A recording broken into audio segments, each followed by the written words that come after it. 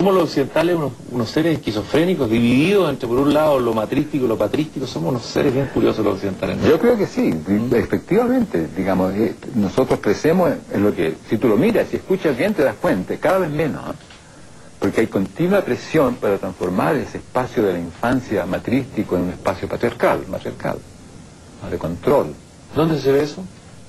Por ejemplo, que los niños tienen que dar examen para entrar al jardín infantil, que los padres se empiezan a preocupar de la competencia y tienen que saber competir porque después van a competir.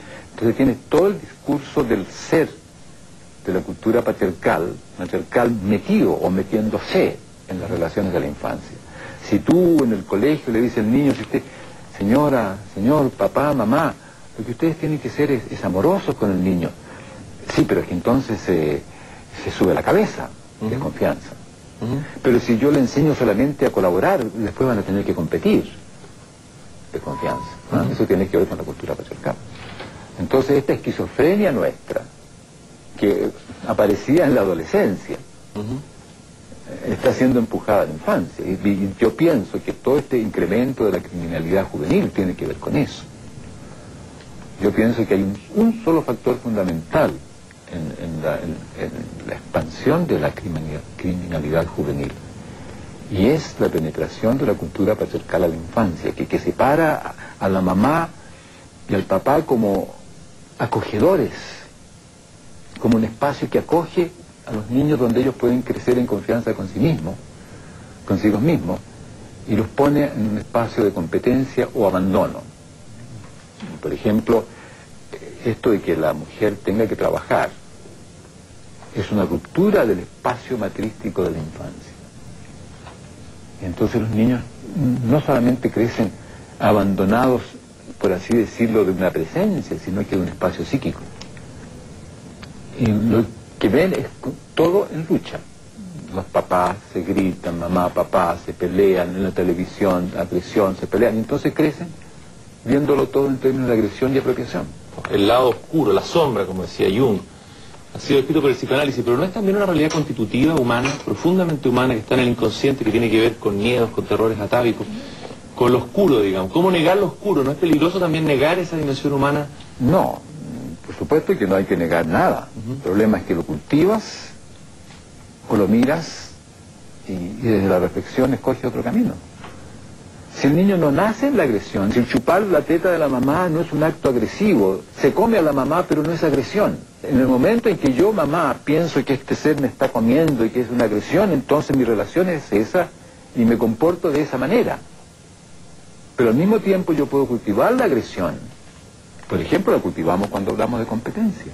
Puedo cultivar la mentira, la cultivamos cuando hablamos de la imagen, como la imagen de Chile. No nos preocupa Chile, nos preocupa la imagen. ¿Qué imagen vas a presentar? No me preocupa la persona, me preocupa cómo va a aparecer. Las imágenes siempre son mentirosas. Justamente son imágenes porque no son la presencia. Entonces nosotros tenemos elementos biológicos para la agresión, pero no nacemos en la agresión. Sí podemos cultivar la agresión y pertenecemos a una cultura que cultiva la agresión. ¿Qué es lo más profundamente humano? La dimensión biológica de ser un mamífero. ¿Dónde nace específicamente lo humano? La dimensión, todas las del lenguaje, la emoción. Explica un poco cómo se da ¿dónde el hombre empieza a ser hombre, digamos? Yo pienso que lo humano surge con el lenguaje. Somos mamíferos, somos bípedos. Ha habido otros linajes de mamíferos bípedos, primates bípedos. Pero nosotros pertenecemos a un linaje en el cual surge el convivir en el lenguaje como un modo de convivir en las coordinaciones del hacer. Y eso es posible en un espacio íntimo. Surge con la familia, que hace posible el tener un espacio de haceres en los cuales los coordinamos nuestros haceres y coordinamos nuestras coordinaciones de haceres, y esto es aprendido por los niños y es conservado de una generación a otra. Y el devenir evolutivo se hace en torno a eso. Y esto tiene que haber ocurrido poco más de 3 millones de años atrás. Entonces allí comienza el linaje humano.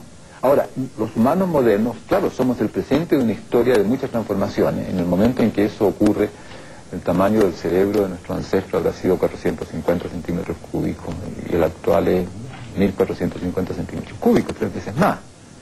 Y esto tiene que ver con esta historia de seres en el lenguaje. Este cerebro famoso no crece en la manipulación, crece en la convivencia. Y en la convivencia consensual, en el placer de una convivencia en el cual las cosas van surgiendo en el hacerlas juntos. Fíjate que es interesante. Nosotros nos encontramos con este maravilloso cerebro y lo podemos usar en distintas direcciones. Para lo tecnológico, para lo filosófico, para lo matemático, para la agresión, para la colaboración. Pero qué camino seguimos depende de nuestro emocional. Entonces, como mamíferos somos, por supuesto, animales emocionales. Es cierto cuando alguien dice, claro, lo emocional tiene que ver con la relación materno-infantil, pero no solamente. Pero en la relación materno-infantil, por supuesto, lo que es fundamental es el amor, no la agresión, no el control.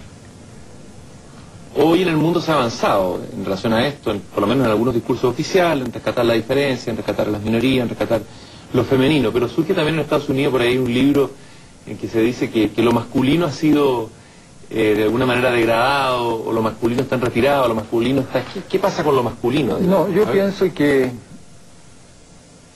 cuando yo era chico a mí me gustaba jugar con las niñas y me decían mariquita. Y yo decía, no, todas las cosas que yo hago son de hombre, porque mírenme, me bajaba los pantalones y mostraba mi pene y mi genital. ¿Ah? O sea, si tengo esta estructura biológica, no lo decía en estos términos últimos, pero soy hombre. Por lo tanto, todas las cosas que yo hago son masculinas. El problema con ver la degradación de lo masculino tiene que ver con que esta cosa patriarcal del control, de la autoridad, pueda estar desdeñada o negada porque es destructora. Y aparezca esta otra cosa que acoge.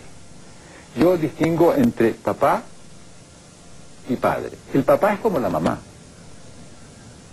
Si hay papá, por supuesto que es absolutamente necesario porque es acogedor, es una mamá masculina.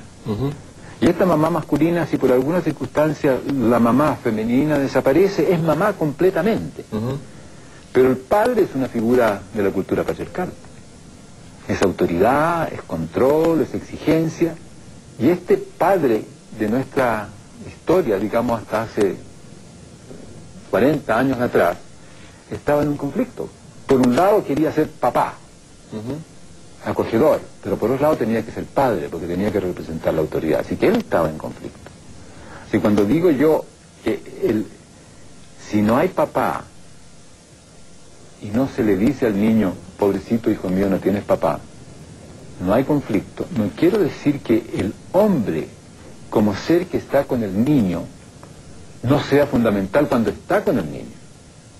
Pero supongamos que una mamá abandona a su hijo y lo tiene el papá.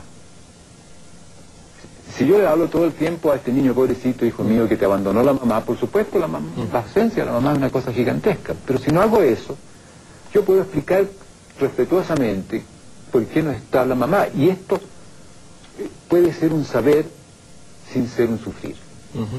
Pero depende de qué es lo que estamos cultivando en la relación. Cuando